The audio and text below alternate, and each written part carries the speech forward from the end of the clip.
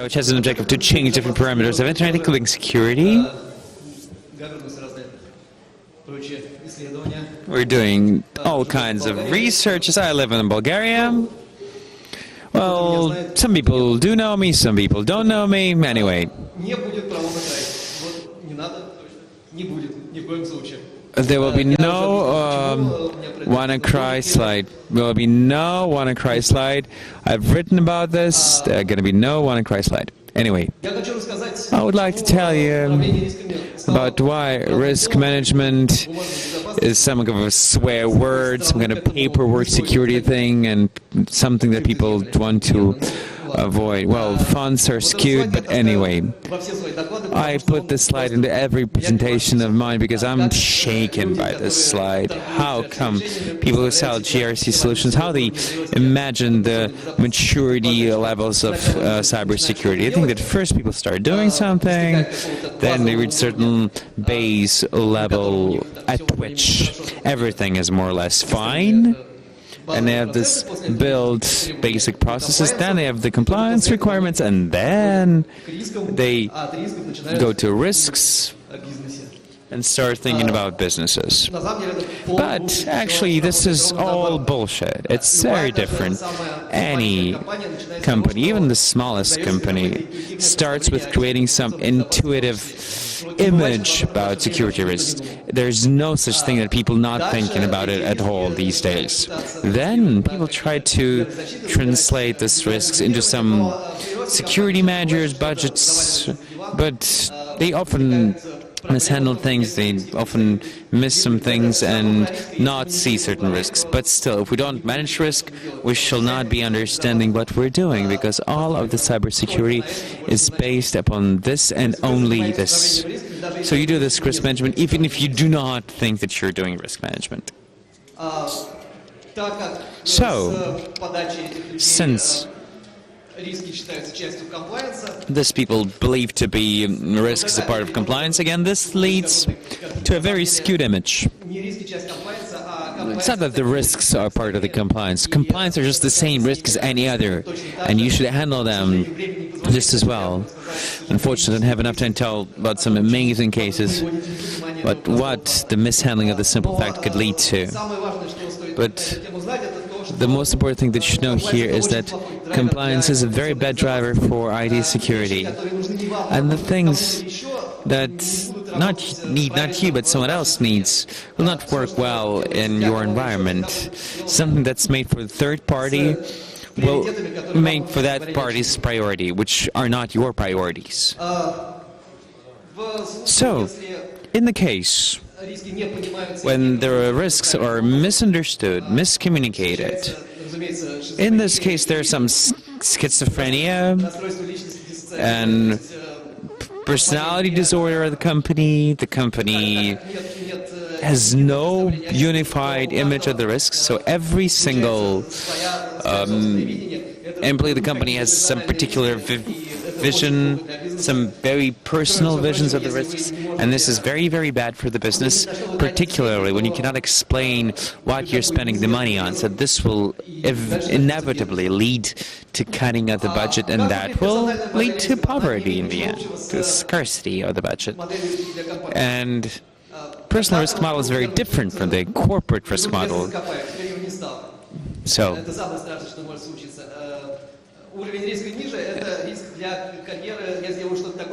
personal risk, for example, I will do something horrible so they will never employ me. That doesn't happen these days. So practically today in a personal risk model, there's a threat to lose the job, a threat to lose the bonus, and some other people's problem, something that people don't really care about, honestly.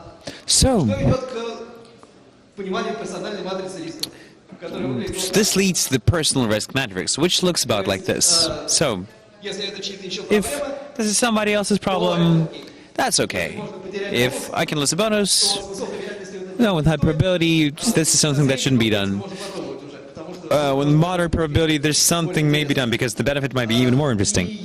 And I would like to point out that everything that we do, all of our struggle, happens to this bottom line, that's okay. Raise a bit higher in terms of understanding that people will not be able to get away with this. So not all the people are this terrible, of course. In any business, there are people that who think that there's a global context, not to damage their colleagues, not to damage the business, but it's just quite enough to have a certain percentage of the people with this matrix of the risk, and there are always people with this matrix of risk, and this causes a problem. This is always a problem. So let us look at the case when that I have seen in one of the previous conferences. The pen testers were telling about this. So they were sending the set of documents, set of papers, to the salesperson. And the salesperson could not open because antivirus was blocking it because of the Trojan. So they were saying, what kind of antivirus do you have? And then they were saying a different set of documents, which was opened by the salesperson. The salesperson was not taught well. He was trained well. He was perfectly understanding what he was doing. But he has his own personal risks model. And here's his model. Just going around security procedure and secure the deal, finish the deal and get the bonus. Just some example of the ceiling. Or something bad may happen, like a Trojan horse. So the salesperson is either caught or not caught. But on average, the chances are in the favor of salesperson. And this competition between salespeople make him buy this lottery ticket again and again. He needs to be better than other salespeople, so he will damage the company again and again by buying these Trojan horses. Look at different side of picture. This is a small deal in terms of company, so who cares about the bonus? But if anything happens with the IT, that will cause a problem. So if it turns out that the salesperson doesn't open the paper, whatever. Not a big deal for the company. Another person of not my problem. Somebody else's problem. So if you want to fight against this, we need to communicate to the salesperson in a different way through middle management by explaining that his personal risk model was quite wrong and that he shouldn't do that. But traditional programs of security awareness do not work this way. The risks must become personal risks for them to work. So, what happens if we're not able to justify the budget for security? Turns out the entire IT security industry is not working in our favor. It works for fintech, for the real sector, but if you have a company that, for example, is in a very competitive environment, 90% of the businesses are competing with you, turns out that you will just have a very, very, very scarce budget. You have no investment to put into cybersecurity. So all of the prospective R&D is not for you. And the vendors are not interested in promoting some high-quality solutions, something that's beyond the basic antivirus to provide to you, because they have not even, took the advantage of the market yet. The money is in not your section of the business. You don't have the money. You have no way to attract the vendor. And of course, there are some fears. Why the best practices are not working? Of course, you can follow the best practices, which have been described many, many ways in all of the standards. And you will feel fine, but not that great, actually. First of all, the practices are actually not the best. More often than not, they are filled with things which have been proven to be inefficient, obsolete. They do not contain the actual things that you need to do. This is a very small, very cumbersome system, and you have practically, so these systems, these best practices are meant to be followed thoroughly, but you should not follow it thoroughly, so this will not work anyway. Of course, vendors are always happy to sell you something, to solve your problems, but the problems will not be solved. So, let's come to vulnerabilities management, practical vulnerability management. This is what I do at the moment. I will tell you all of my secrets, what I'm going to do, so you can just steal my ideas from my future products and build them on your own if you want to. No problem. Go ahead. Not webs. That's a different thing. So, why is this hard? Again, something that we are stuck with in terms of best practices. Scanning for vulnerabilities assumes that we have some patch management that works well, and we're looking for some bugs there, some problems there. But in any big companies, there's so many bugs. It's more than even the patch management. Almost always. So, we need something else. Periodical S-coding doesn't work as well, and we need to prioritize vulnerabilities. In a big network, we have hundreds and hundreds and thousands of vulnerabilities, critical vulnerabilities, and the things that the security scanner tells us are not that useful.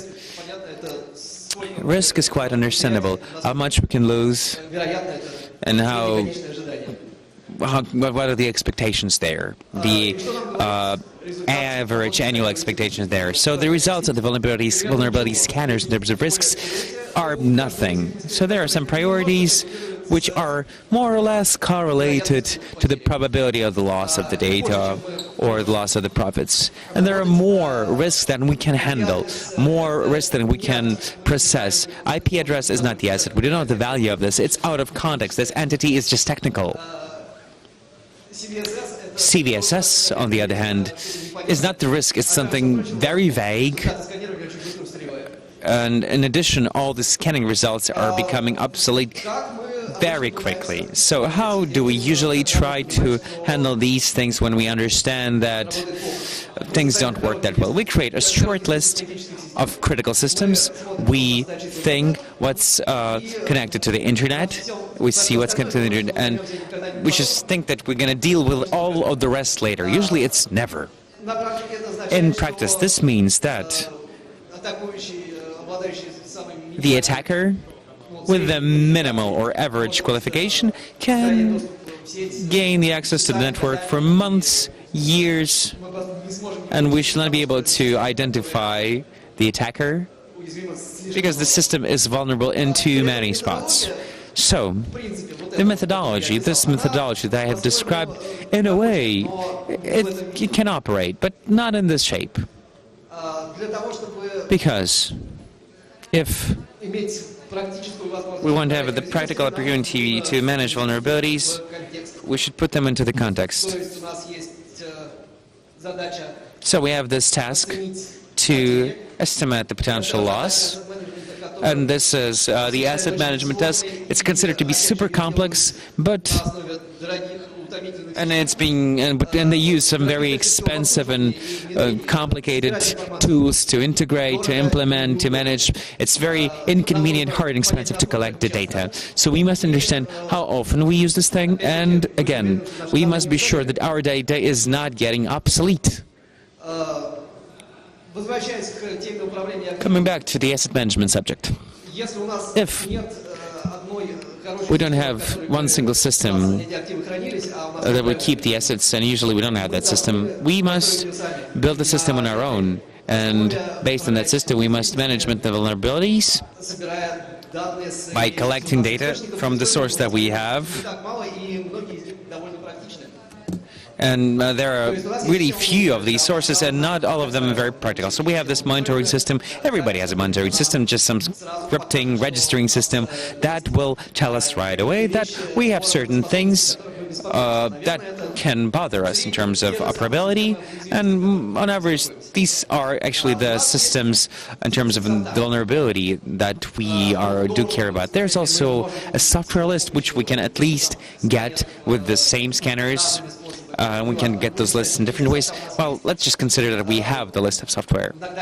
Sometimes this is a list of services that we see, but anyway, this is the list that can tell us a lot about the critical vulnerabilities of the system. If we see some kind of e-commerce platform, probably this is something that should be taken care into account. If we can see the database, again, we should group something there. All of these things, they help us to get current information about what we have even if we don't have the unified catalog. We have Active Directory or other management system which have management groups where we can extract the data from. We also have some compliance. If we only PCI DSSF, we know right away this is a critical system that can be separated. Anyway, anything can be done here. So, prioritizing the vulnerabilities, setting priority to the vulnerabilities. This is something that you cannot approach directly because here we need to identify how our vulnerability is visible to the attacker and what exploits there are. In practice, for 99% of the organizations, not CVSS code matters, not the theoretical danger of the vulnerability, but only current exploits which are out there. So these are the things where you will get the attacks. Same thing. If we, for example, we are the low-budget pen tester that needs to look quickly into something. So those people who do the actual pen test, they know how to spend less resources and to understand how bad things actually are. So how do we measure the exploits? How do we measure the exposure? There are expensive systems like Skybox, which upload the configs to firewalls, they build the graphs of the attacks. That all looks very beautiful. In theory, in practice, I do not understand how this thing can understand that there's a problem with the SSH part. How the Skybox will gonna know? It's gonna know which machines have the key, the private key, that will grant the access. I don't see the way it can do this. If we want to do all the same, but simpler and cheaper, we segment the network in terms of areas of visibility. We don't bother ourselves with the graphs of attack. We just know that we have this execution code which makes all the exploit machines, local exploit machines, available, and gives the opportunity to repaint everything inside of the network segment to a higher level of risk. So we have this data from IDSEM and the things that show us how often something malicious, something suspicious might be happening in our network. Because we are very inclined to underestimate what is happening inside of the so-called perimeter. But of course, perimeter is an illusion, but it decreases the frequency of the contact, but not to zero. So how do you make the data current? How do you avoid data becoming obsolete? We work without a scanner, so we have learners to find the bugs according to the list of software. There is ARP tablets to find new machines. We can do the maps with our machines. Those who use Amazon infrastructure can do lots of peculiar things there because they can script anything and extract anything.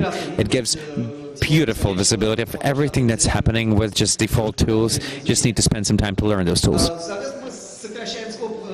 We decrease the scope of the data that we want to update, and we repeat the scan to clarify the data if we need. That's it that I want to tell you about. Any questions, please?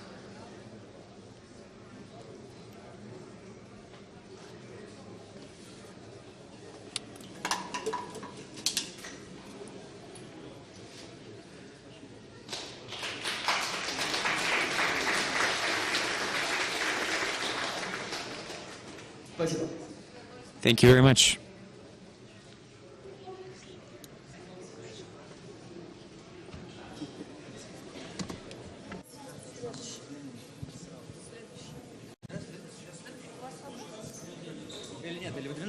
Не-не-не, у нас это самое, поставили лишнего докладчика на сегодня. То есть мы сейчас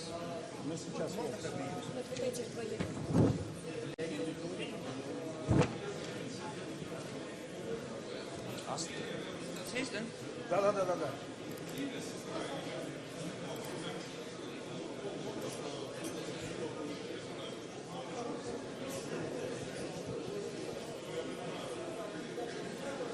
Коллеги, у нас образовался дополнительный доклад, поэтому перерыв... Dear colleagues, we have an extra presentation. That's why we are not going to take a break in this section, and we're just going to continue right away. I would like to make an announcement. If somebody wants to take part in the talk and has 5 minutes to tell something, to present something, to show something, to invite in some open project or team, please come to us, sign up. You can do this. Go around the protection of the Java written apps, so the Java apps. Philip, where are you? Yeah?